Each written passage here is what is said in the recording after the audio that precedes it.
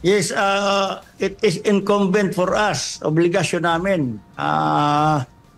Hindi namin pwede mabayaran ang pag-secure ng mga Duterte sa amir namin, ng aming founding leader, Professor Normis Pari na nandito sa Davao.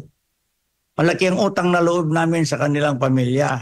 So, hindi kami pwede magpabaya kung kailangan nila kami.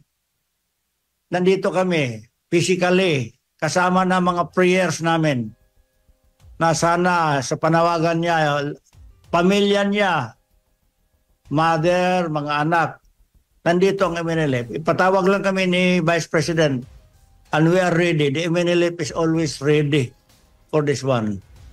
Anytime. Opo. Ready kami. Ito ang answer namin sa panawagan ng mga mahal natin ng mga